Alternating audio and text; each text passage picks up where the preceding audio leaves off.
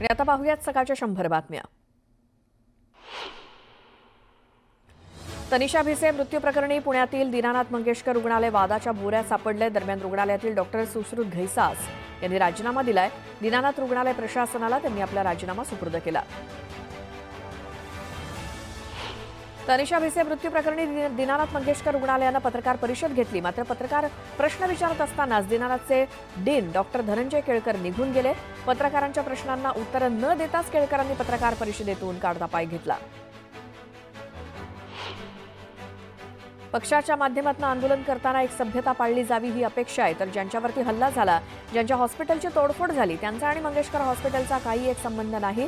सुश्रुत घैसास हे त्या हॉस्पिटलला प्रॅक्टिस देखील करत नाही, असं स्पष्टीकरण भाजपच्या खासदार मेधा कुलकर्णींनी महिला आघाडी विरोधातील पत्राबाबत दिलंय। भारतीय क्रिकेटपटू केदार जाधवची राजकारणात एंट्री झाली आहे। केदार क्रिकेटच्या मैदानातनं थेट राजकीय आखाड्यात आलाय। मुख्यमंत्री देवेंद्र फडणवीस आणि भाजप प्रदेशाध्यक्ष चंद्रशेखर बावनकुळे यांच्या उपस्थितीत केदार जाधव उद्या भाजपात प्रवेश करणार आहे। गिरीश महाजनांवरती कुठलाही आरोप केलेला नसल्याचं एकनाथ खडसेंनी म्हटलं। एका पत्रकाराच्या व्हिडिओ कॅसेटवरती प्रतिक्रिया दिल्याचं खडसे म्हणाले। दरम्यान कुठलाही उद्योग केला नसल्याचं म्हणत तोंड काळं करण्याचा इशारा त्यांनी दिलाय। धाराशिव जिल्हा मजूर फेडरेशन महायुतीचा झेंडा फडकलाय। भाजप आमदार राणा जगजितसिंह पाटलांनी आपलं वर्चस्व कायम राखत खासदार ओमराजे निंबाळकर आणि आमदार कैलास पाटील यांना धक्का दिला।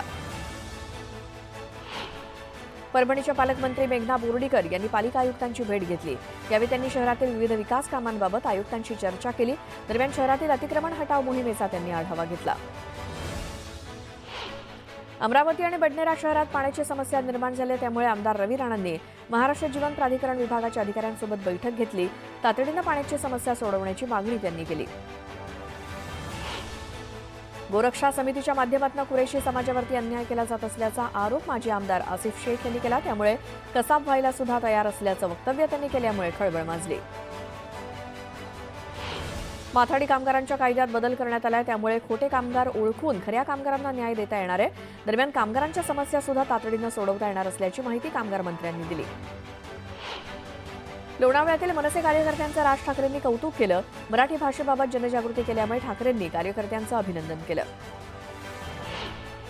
कांद्याचं उत्पादन वाढल्यामुळे वाशीच्या एपीएमसी बाजारात आवक सुद्धा वाढली आहे, त्यामुळे कांद्याचे दर घसरले असून कांद्याला प्रति किलो 13 ते 16 रुपयांचा दर मिळतोय। मुंबई ठाण्यात मागील काही दिवसांपासून सतत होणाऱ्या हवामानातील बदलामुळे शहरामध्ये ताप आणि सर्दी खोकल्याचे रुग्ण वाढल्याचे चित्र दिसतंय। दुपारी कडक ऊन तर रात्री गारवा असं वातावरण अनेकांच्या प्रकृतीवरती परिणामकारक ठरू लागलंय, त्यामुळे खासगी आणि महापालिका रुग्णालयात रुग्णांच्या रांगा वाढल्या आहेत। पश्चिम रेल्वेनं प्रवाशांसाठी एक अभिनव सेवा सुरू केली आहे। पोर्टर ऑन कॉल या नव्या उपक्रमामुळे हमाल आता ऑनलाईन बुक करता येणार आहेत। सध्या ही सुविधा वसई रोड, वापी आणि वलसाडी या स्थानकांवरती उपलब्ध आहे। पुण्यामध्ये वाहन चालकांकडून वाहतूक नियमांचं सातत्यानं उल्लंघन होत असल्यामुळे अपघातांच्या प्रमाणात वाढ झाली आहे। पोलिसांनी मोठ्या प्रमाणात कारवाई करूनही धोकादायक पद्धतीनं वाहन चालवण्याचं प्रमाण वाढलेलं आहे, तर यावर्षी केवळ 2 महिन्यात 62 जणांचे बळी गेलेत। सिडकोतर्फे हेटवणे जलशुद्धीकरण केंद्रावरती आणि जलवाहिनीवरती बुधवारी आणि गुरुवारी दुरुस्तीचं काम हाती घेण्यात येत आहे। त्यामुळे दुरुस्तीचं काम पूर्ण होईपर्यंत 2 दिवस जलवाहिनी बंद ठेवली जाणार आहे। या जलवाहिनीतून पुरवठा करण्यात येणाऱ्या द्रोणागिरी, जेएनपीए, उल्वे, खारघर आणि तळोजा नोडसह हेटवणे जलवाहिनीवरील सर्व गावांना 2 दिवस पाणी पुरवठा बंद असेल। वसईमध्ये एका नायजेरियन नागरिकाकडून तब्बल 22 किलो 865 ग्रॅम वजनाचे मेफेड्रॉन आणि 48 ग्रॅम कोकेन जप्त करण्यात आलं। जप्त केलेल्या ड्रग्सची किंमत 11,54,00,000 रुपये असून पोलिसांनी एका आरोपीला अटक केली आहे। येणाऱ्या 2 दिवसात रायगडच्या पालकमंत्री पदाचा तिढा सुटेल असा दावा महेंद्र दळवींनी केलाय। केंद्रीय मंत्री अमित शहा रायगडच्या दौऱ्यावरती असल्यामुळे ते रायगडच्या पालकमंत्री पदाला न्याय देतील असा विश्वास महेंद्र दळवींनी व्यक्त केला। कल्याण डोंबिवली पालिकेच्या कल्याण पूर्वेतील शक्तिधाम प्रसूतीगृहात एका गर्भवती महिलेचा मृत्यू झाला। रुग्णालयात आयसीयू नसल्यामुळे डॉक्टरांच्या हलगर्जीपणामुळे मृत्यू झाल्याचा आरोप कुटुंबियांनी केला। भाषेचा मुद्दा आग्रहीपणे लावून धरलेल्या मनसे प्रमुख राज ठाकरे यांच्या विरोधात आता थेट सर्वोच्च न्यायालयात याचिका दाखल करण्यात येणार आहे। या याचिकेत मनसे पक्षाची मान्यता रद्द करावी अशी मागणी करण्यात आली आहे। भारतीय विकास सेनेचे राष्ट्रीय अध्यक्ष सुनील शुक्ला यांनी ही याचिका दाखल केली। मुख्यमंत्री माझी लाडकी बहीण योजनेअंतर्गत अपात्र अर्जांची पडताळणी केली जाईल असं राज्य सरकारकडून जानेवारीत जाहीर करण्यात आलं होतं, परंतु पडताळणीनंतर लाडक्या बहिणींची संख्या कमी होण्याऐवजी जानेवारीच्या तुलनेत फेब्रुवारी आणि मार्चच्या लाभार्थ्यांची संख्या वाढल्याचं समोर आलंय. राज्य सरकारच्या लाडकी बहीण योजनेची लोकप्रियता पाहून फसवणुकीचं प्रमाण वाढतंय. पैसे मिळवून देण्याचं आमिष दाखवून मानखुर्दमधील 65 महिलांच्या नावावरती 20 लाख रुपयांचं कर्ज घेतल्याचं उघडकीस आलं. अमेरिकेनं आयात शुल्कात वाढ केल्याच्या पार्श्वभूमीवर वाणिज्य मंत्रालयातर्फे देशातील निर्यातदारांना जगभरात नव्या बाजारपेठांचा शोध घेण्यासाठी प्रोत्साहन देण्यात येणार आहे. त्याचसोबत आयात शुल्क वाढीच्या परिणामस्वरूप चीनसारख्या देशांकडून वाढणाऱ्या आयातीवरती लक्ष ठेवण्यासाठी एक कार्यगट स्थापन करण्याची प्रक्रिया सुद्धा सुरू करण्यात आल्याची माहिती अधिकृत सूत्रांनी दिली. राज्य शासनात मागील काही वर्षांपासून फेब्रुवारी आणि मार्चमध्ये मोठ्या प्रमाणात खर्च केला जातो. हे निदर्शनास आल्यामुळे यंदाच्या आर्थिक वर्षात डिसेंबर अखेरपर्यंत अर्थसंकल्पीय तरतुदीच्या 50% खर्च झालाच पाहिजे असं वित्त विभागानं सर्व विभाग प्रमुखांना बजावलंय. राज्यातील दिव्यांगांना आर्थिकदृष्ट्या स्वावलंबी बनवण्यासाठी राज्य सरकार प्रयत्नशील असून त्यांना कौशल्य प्रशिक्षण, रोजगार आणि स्वयंरोजगाराच्या संधी उपलब्ध करून दिल्या जाणार आहेत. या संदर्भात दिव्यांगांच्या रोजगारासाठी धोरण तयार करण्यात येणार असल्याची माहिती मुख्यमंत्री देवेंद्र फडणवीस यांनी दिली. पिंपरी चिंचवड महापालिकेच्या नागरी सेवा सुविधांमध्ये एआयचा प्रभावी वापर केला जाणार आहे. त्यामुळे प्रशासन अधिक गतिमान, कार्यक्षम आणि नागरिक केंद्रित होईल. कृत्रिम बुद्धिमत्ता हे संकट नसून स्मार्ट सहकारी असेल. मुंबईमध्ये 10वी-12वीच्या परीक्षांचे निकाल लागतील त्या दिवशी संकेतस्थळ कॅश व्हायला नको याची खबरदारी घेण्याचे निर्देश माहिती आणि तंत्रज्ञान मंत्री आशिष शेलार यांनी अधिकाऱ्यांना दिलेत. मे महिन्याच्या मध्यावरती 10वी-12वीचे निकाल जाहीर होणार असल्यामुळे शिक्षण मंडळाच्या संकेतस्थळाची क्षमता वाढवण्याचे आदेश शेलार यांनी दिले. गेल्या काही वर्षांपासून राज्यामध्ये सलोखा योजना राबवण्यात येते. सदर योजनेचा कालावधी 2 वर्षांचा होता. मात्र यात आणखी 2 वर्षांची वाढ करण्यात आली आहे. योजनेचा कालावधी वाढवल्यानंतर आता शेतकऱ्यांना दिलासा मिळणार आहे.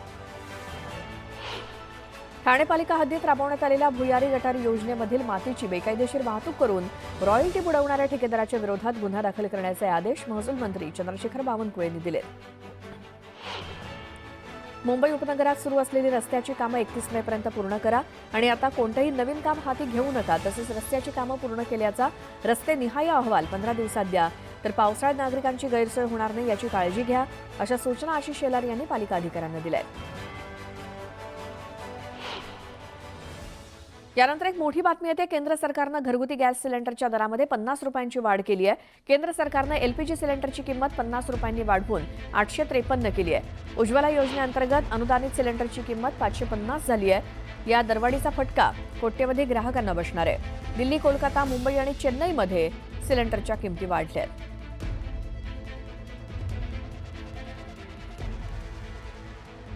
आणखी एक महत्त्वाची बातमी ती म्हणजे पेट्रोल डिझेलवरील एक्साईज ड्युटीमध्ये सुद्धा 2 रुपये अतिरिक्त वाढ करण्यात आली आहे. पण पेट्रोल आणि डिझेलच्या दरात कोणतीही वाढ करण्याचा किंवा न करण्याचा निर्णय केंद्र सरकारनं घेतलाय.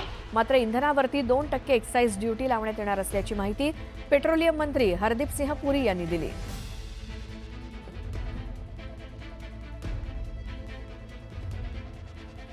पुन्हा पाहूया सकाळच्या 100 बातम्या. 26/11च्या मुंबई हल्ल्यातील आरोपी तहव्वूर राणाला भारतात आणण्याचा मार्ग अखेर मोकळा झालाय. तहव्वूर राणानं केलेली प्रत्यार्पणाला स्थगितीची मागणी सर्वोच्च न्यायालयानं फेटाळली आहे. बदलापूर अत्याचार प्रकरणातील आरोपी अक्षय शिंदेचे एन्काउंटर करणाऱ्या पोलिसांवर गुन्हा दाखल करण्याचे आदेश मुंबई हायकोर्टानं दिलेत. दरम्यान याबाबत वकिलांशी बोलून प्रतिक्रिया देणार असल्याचं अक्षय शिंदेच्या वडिलांनी स्पष्ट केलं. तुळजापूर ड्रग्ज तस्करी प्रकरणात पुजारी सुद्धा आरोपी असल्याचं उघड झालंय. चौकशीत आतापर्यंत 11 पुजाऱ्यांची नावं समोर आली असून गुन्हे दाखल झालेल्या पुजाऱ्यांवरती मंदिर प्रशासन कारवाई करणार आहे. प्रशांत कोरटकरचा जेलमधला मुक्काम पुन्हा वाढलाय. कोरटकरच्या जामीन अर्जावरील निकाल कोल्हापूर सत्र न्यायालयानं राखून ठेवलाय. कोरटकरच्या जामिनावर 9 एप्रिलला कोर्ट निकाल देणार आहे. नवी मुंबई मर्चंट चेंबरचा भूखंड सिडकोनं जप्त केलाय. वाशीमध्ये गोडाऊनसाठी 1998ला व्यापारी संस्थेला हा भूखंड दिलेला होता. मात्र 98 पासून या भूखंडावर बांधकाम झालेलं नव्हतं. भूखंडाचे 64 कोटी रुपये सुद्धा सिडकोकडे भरण्यात आले नव्हते. त्यामुळे मर्चंट चेंबरचा भूखंड जप्त करण्यात आला. जळगावच्या बोदवडमध्ये एकनाथ खडसेंविरोधात आंदोलन करण्यात आलं. गिरीश महाजनांबाबत केलेल्या वक्तव्याचा आंदोलनातून निषेध करण्यात आला. दरम्यान आंदोलकांनी जोरदार घोषणाबाजी केली. बुलढाण्यात महावितरण कार्यालयासमोर शेतकऱ्यांनी आंदोलन केलं. यावेळी शेतकऱ्यांनी विद्युत पुरवठा सुरळीत करण्याची मागणी केली. विद्युत पुरवठा सुरळीत होईपर्यंत आंदोलन सुरूच ठेवण्याचा इशारा शेतकऱ्यांनी दिला. गोंदियात महावितरण कार्यालयासमोर शेतकऱ्यांनी आंदोलन केलं. 12 तास विद्युत पुरवठा करण्याची मागणी करण्यात आली आहे. 2 दिवसात मागणी पूर्ण न केल्यास तीव्र आंदोलनाचा इशारा देण्यात आला आहे. जळगाव जिल्हाधिकारी कार्यालयासमोर शेतकरी संघटनेनं आंदोलन केलं. तातडीनं शेतकऱ्यांना कर्जमाफी देण्याची मागणी करण्यात आली. दरम्यान शेतकऱ्यांना 1 रुपयात पीक विमा देण्याची मागणी सुद्धा करण्यात आली.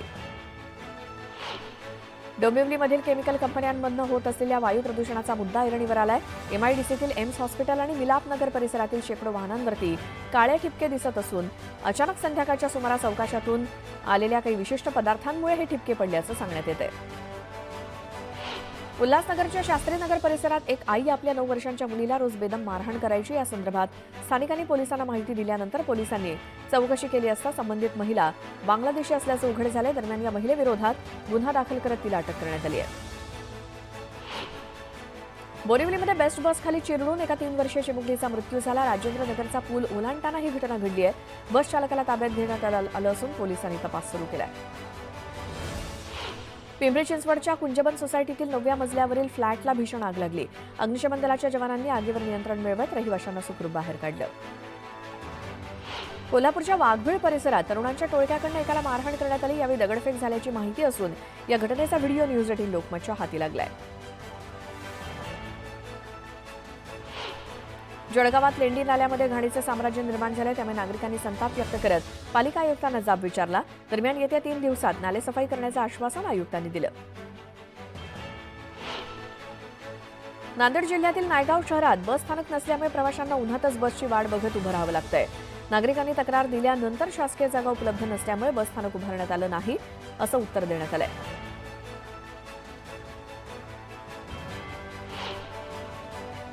एक महत्त्वाची बातमी बघूया. तब्बल 94,000 रुपयांवरती पोहोचलेल्या सोन्याच्या भावात सलग 3ऱ्या दिवशी घसरण झाली आहे.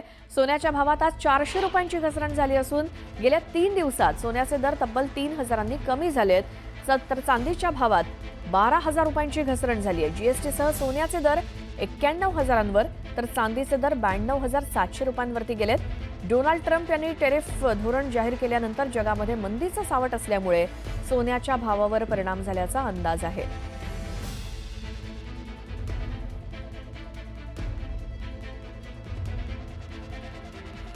पुन्हा पाहूया सकाळच्या 100 बातम्या. शहापूर तालुक्यात सर्वाधिक तापमानाची नोंद झाली. शहापूर तालुक्यातील तापमानाचा पारा 46 अंशांवरती पोहोचला. त्यामुळे आरोग्य विभागाकडून काळजी घेण्याचं आवाहन करण्यात आलंय. विदर्भाच्या तापमानात मोठी वाढ झाली. अकोल्यामध्ये सर्वाधिक 44.2 अंश तापमानाची नोंद झाली. दरम्यान नागरिकांना काळजी घेण्याचं आवाहन प्रशासनानं केलंय. यवतमाळमधील तापमानात मोठी वाढ झाली. तापमानाचा पारा 42.4 अंशांवरती पोहोचलाय. त्यामुळे प्रशासनाकडून नागरिकांना काळजी घेण्याचं आवाहन करण्यात आलं. धुळे जिल्ह्यातील तापमानात मोठी वाढ झाली. यंदा धुळे जिल्ह्याचा पारा 42 अंशांवरती पोहोचलाय. दरम्यान उन्हापासून बचाव करण्याचं आवाहन प्रशासनाच्या वतीनं करण्यात आलं. यवतमाळच्या पुसद तालुक्यातील अनेक गावांमध्ये पाणी टंचाईची समस्या निर्माण झाली आहे. त्यामुळे 4 गावांमध्ये टँकरनं पाणी पुरवठा करण्यात येतोय. नांदेड शहरातील अनेक भागात पाणी पुरवठा विस्कळीत झालाय. त्यामुळे पालिका आयुक्तांच्या उपस्थितीत बैठक घेण्यात आली. दरम्यान काही भागात टँकरनं पाणी पुरवठा करण्यात येणार आहे. जिल्ह्यामध्ये सुरू असलेल्या अंगणवाडी सेविका आणि मदतनीस भरती प्रक्रियेतून 3 प्रकल्पांमधील प्रक्रिया पूर्ण झाली. आतापर्यंत 20 अंगणवाडी सेविका आणि 30 मदतनीस या बालकांचं शिक्षण आणि पोषणाची काळजी घेण्यास सज्ज झाल्यात. तर इतर प्रकल्पातील भरती प्रक्रिया 8 दिवसात पूर्ण होणार आहे. मंत्र्यांच्या आस्थापनेवरती विविध विभागातनं स्वीय सहाय्यक म्हणून गेलेल्या अवर्ग श्रेणीतील अधिकाऱ्यांचे गेल्या 2 महिन्यांपासून पगार रखडलेत. मंत्र्यांच्या स्वीय सहाय्यक आणि पीए तसंच अन्य विभागातील अधिकाऱ्यांना नवीन पदस्थापनेबाबत नियुक्तीपत्र देण्यात आलेली नाही. त्यामुळे त्यांचा पगार अजूनही रखडलाय. अमेरिकेचे अध्यक्ष डोनाल्ड ट्रम्प यांनी भारतासह अनेक देशांवरती टाकलेला करवाढीचा बॉम्ब आता त्याला चीनच्या प्रत्युत्तरामुळे जागतिक व्यापार युद्ध आणि मंदी ओढवण्याची भीती सोमवारी दृश्य स्वरूपात दिसली.